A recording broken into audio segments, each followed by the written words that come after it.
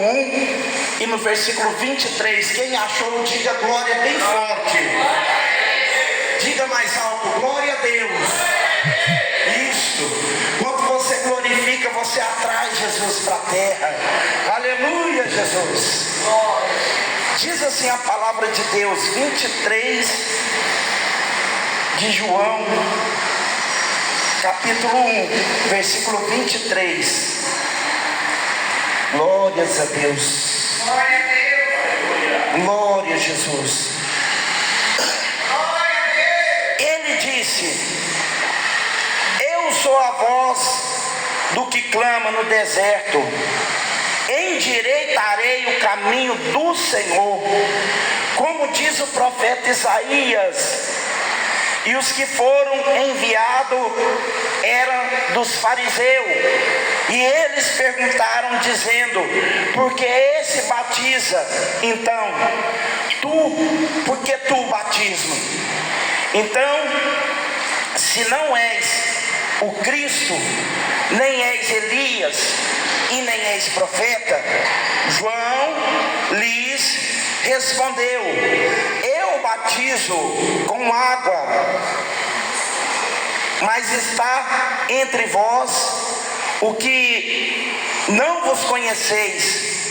Este é aquele que vem após mim, e o que antes de mim, cujo calçados eu sou digno de desatar as correias.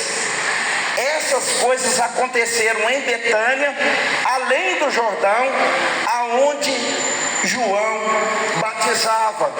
E no dia seguinte, João vê Jesus vindo até ele e disse: eis o Cordeiro de Deus que carrega o pecado do mundo. Eis o Cordeiro de Deus que carrega o pecado do mundo. Repita comigo: eis o Cordeiro de Deus que carrega o pecado do mundo. Levanta sua mão bem alto. Diga: Senhor Jesus, fala conosco através da tua palavra.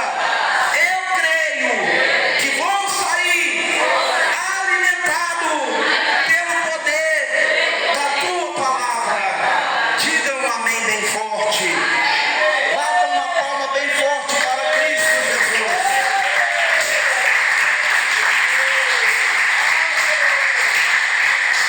Irmãos, eu vou trazer aqui para vocês uma palavra bem simples, bem humilde, mas é uma palavra de grande valia.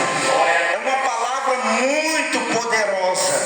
Para mim é uma das mais poderosas que eu já vi na Bíblia Sagrada. Essa palavra aqui está falando sobre João, sobre o ministério de João Batista. Quem que era João Batista? João Batista era o filho de Zacarias e de Isabel. Quem que era Isabel? Isabel, ela era estéria, ela não poderia gerar filho.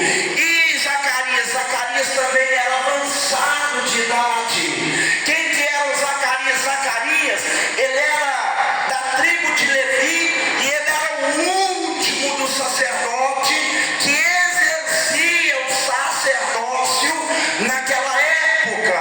Zacarias e Isabel estavam debaixo de uma frustração, porque eles um dia planejaram ser pai e ser mãe, mas isso não aconteceu. E agora eles já eram de idade avançada, e seria pouco mais difícil, porque os seus cromossomos já estavam amortecidos. Então, um certo dia, Zacarias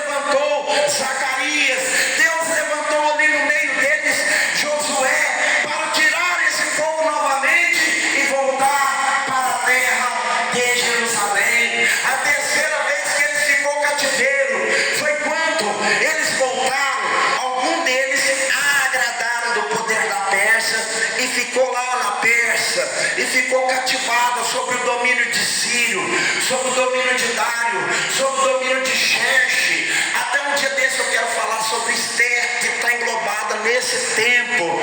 E foi passando os tempos.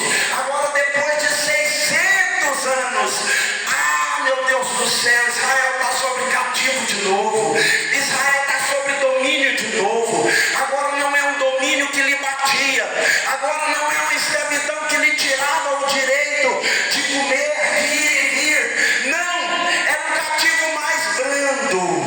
Era um cativo mais legalizado. Porque Satanás, ele é estrategista. E esse cativo era o cativo da Roma. Roma implantou o cativo em Israel. E ali dentro levantou um homem que atracou a voz para a autoridade. O nome dele era Agripa ou Herodes, o primeiro. Esse Herodes, ele era um homem muito sábio. Ele construiu um porto em Cesareia. Ele construiu uma fortaleza em Massala. Ele fez uma hidromineral nas terras de Jericó. Ele construiu um templo. E agora, meus irmãos, eles estavam debaixo de 2 cativeiros. Qual que era esse cativeiro? Um cativeiro espiritual e o outro era o cativeiro político. Porque esse Herodes tirou a voz das autoridades da época de João.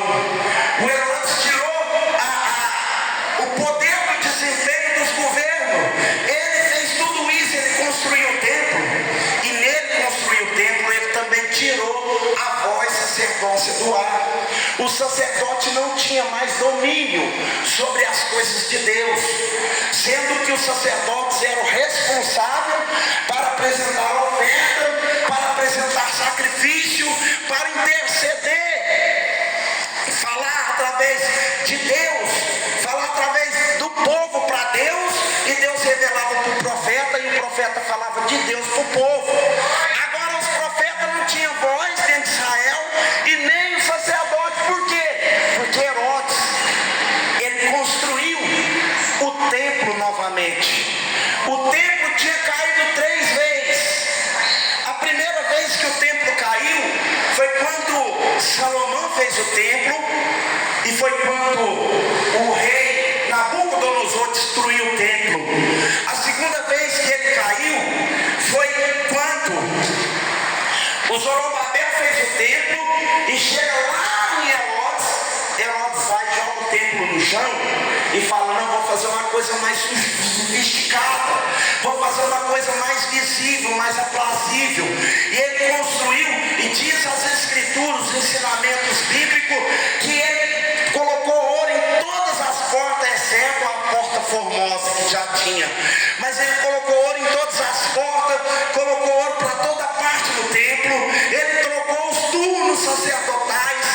Os sacerdotes que eram elegidos por Deus para falar na voz do povo para Deus, foi expulso para o deserto, expulsaram os essênios, e ele elegeu 4.000 sumos sacerdotes para poder fazer o trabalho sacerdotal no templo. Agora o culto, que era feito 3 vezes anual, todo dia tinha culto, e qualquer pessoa podia entrar e sair do templo. Por quê? Porque a presença da arca não estava mais lá. Quando eles foram para a Babilônia, a arca ficou lá em Babilônia e não voltou com eles. Agora em cima do alpendre tinha uma pedra, e para tampar a pedra tinha o véu. Qualquer homem poderia entrar e sair no templo.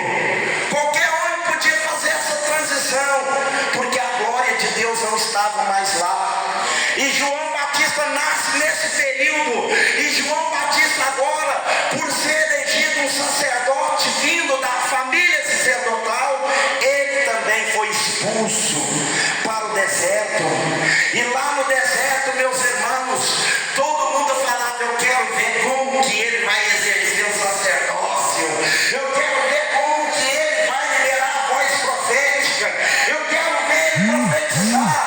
Porque tem muita gente pensando que porque você não tem estudo, porque você não é obreiro na casa de Deus, porque você não tem uma condição financeira, que você não tem autoria de Deus, está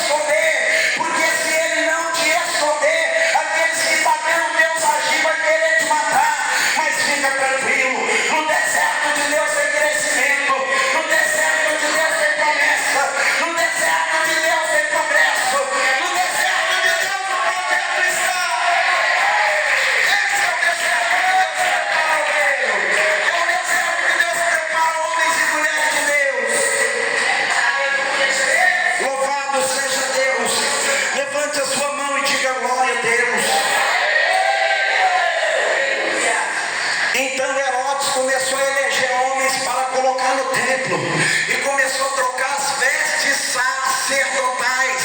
Ele começou a fazer roupa linda de linho. Ele começou a banhar as banhas das calças e as banhas dos mantos de ouro e de púrpura para ficar viçoso. Colocou um turbante na cabeça daquele sacerdote e também colocou a míndria que dizia santidade ao Senhor.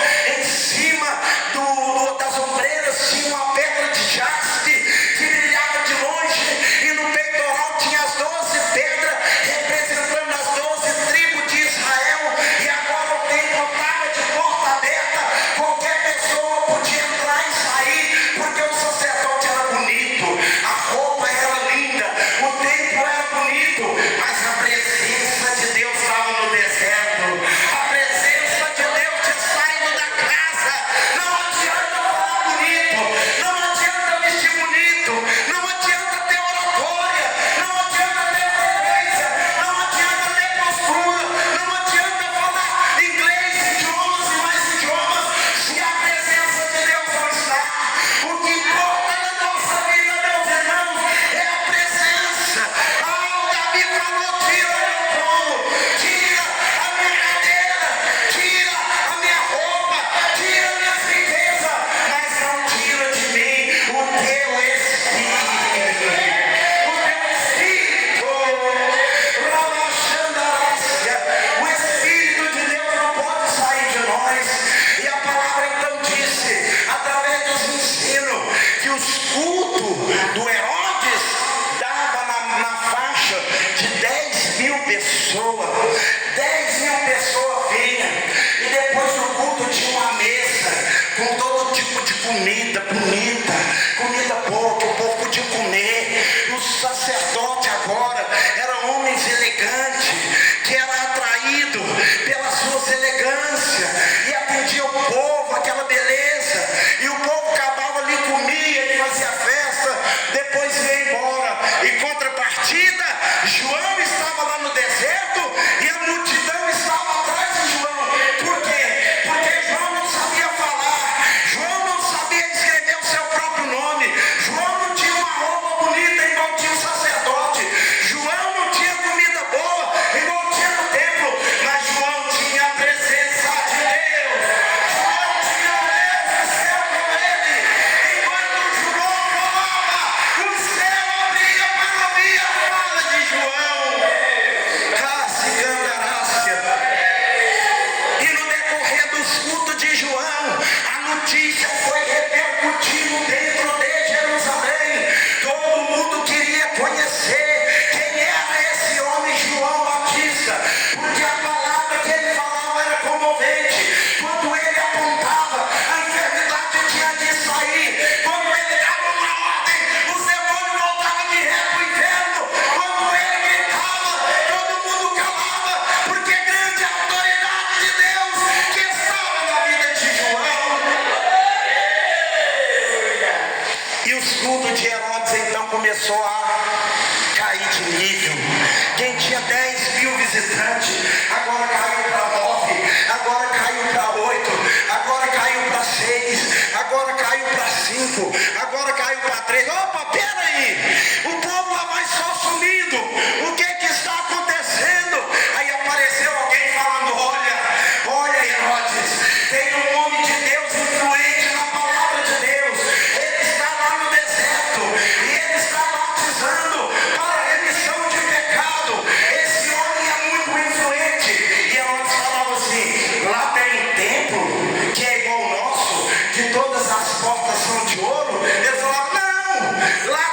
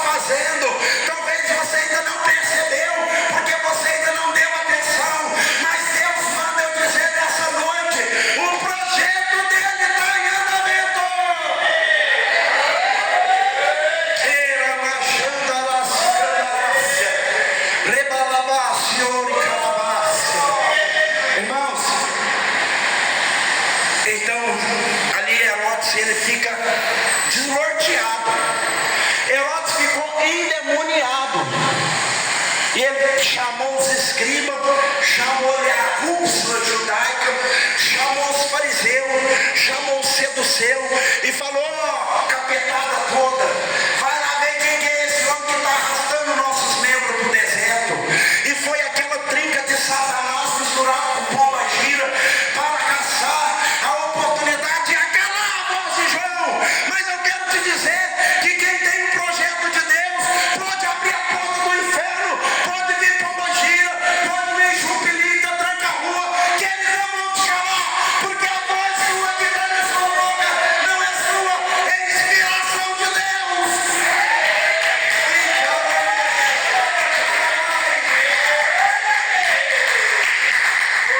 E ele chega e espera lá, e está havendo a reunião, e as pessoas lá esperando na fila para batizar, e João tombava um e falava: eu vos batizo para arrependimento de vossos pecados, mas vem um após mim, cujo eu não sou digno nem de desamarrar a sandália da sua alparga. Ele vos batizará com o Espírito Santo e com fogo, porque na mão dele tem uma pá, e na mão dele também tem um machado.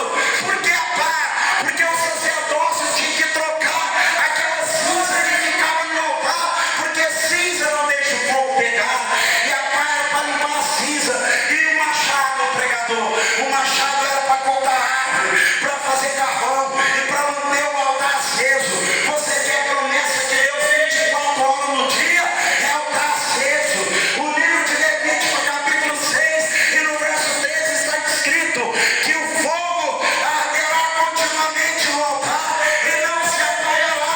Se você quer promessa cumprida, é fogo no altar, é unção de Deus na sua vida. A cigandarabasúbia, ele chega e fica olhando, e na hora que João vai finalizando o culto, aí fizeram a rodinha em João. Eles fizeram a rodinha em João, tipo assim, né, querendo oprimir João, querendo calar João, tipo falando aqui: você não vai batizar mais, porque nós somos autoridade enviada pelo Agripa, pelo Herodes, nós viemos colocar ponto final no seu ministério. Quem que é você, rapaz? Você, João Batista. Quem que é você? Você é Elias. Você é um profeta, rapaz. Quem que é você? Querendo oprimir João, querendo oprimir João. E eles: você é Elias? Não. Você é um profeta? Não, também não. Então quem que é você? Você está pregando muito, você está cantando muito. Nós temos que parar o seu ministério, nós temos que distanciar você do altar, nós temos que evitar você de chegar na casa de Deus, porque quando você abre a boca, as coisas acontecem na sua família, João. As coisas acontecem na sua casa, as coisas acontecem no seu casamento, as coisas acontecem no seu trabalho. Então, se nós calar a sua voz, as coisas vão parar de acontecer. Quem que é você, João?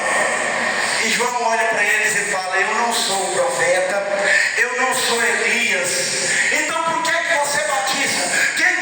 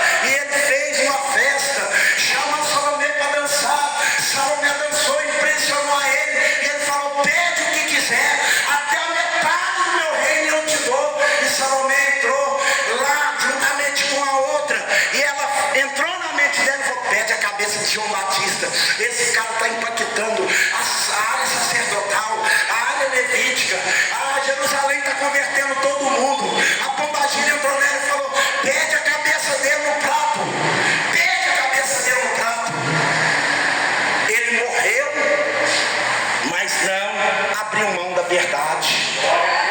Ele morreu, mas não acalentou a voz, porque nem a morte pode calar a voz daquele que Deus enviou, nem a morte pode parar aquele que Deus prontificou e preparou.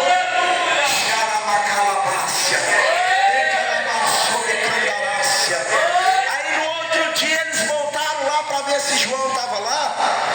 Aí aqui no 29 fala assim, aí ele vira e fala assim: no dia seguinte João vê Jesus vindo, e João não conhecia, não sabia que era ele. João não sabia que era Jesus, que era o Cordeiro.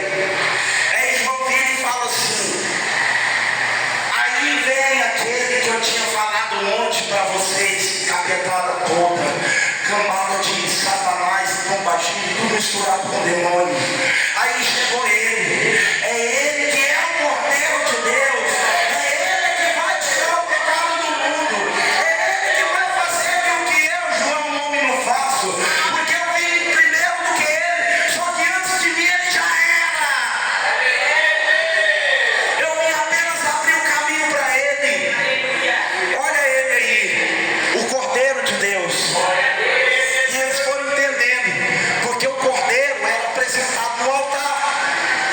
O Cordeiro tinha que ser mortificado no altar para a remissão do pecado.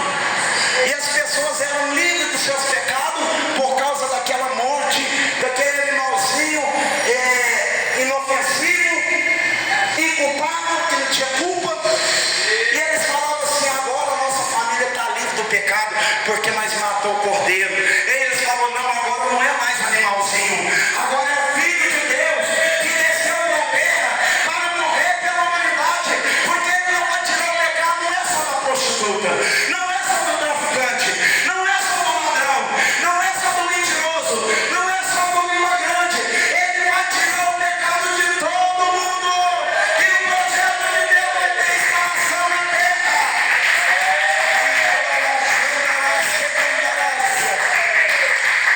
Então o maior projeto de Deus na terra, meus irmãos, é a salvação das nossas almas. Muitas pessoas fazem campanha para conquistar casa, para conquistar carro, para conquistar riqueza, bem-sucedidos na empresa.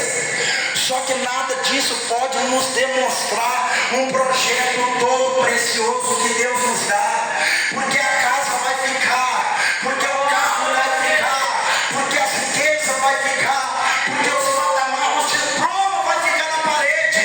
Daqui 100 anos ninguém mais vai lembrar de quem é esse promo, porque ele nem vai existir, vai ser queimado. Mas o projeto de Deus é aquele que vem para implantar eternidade para sempre.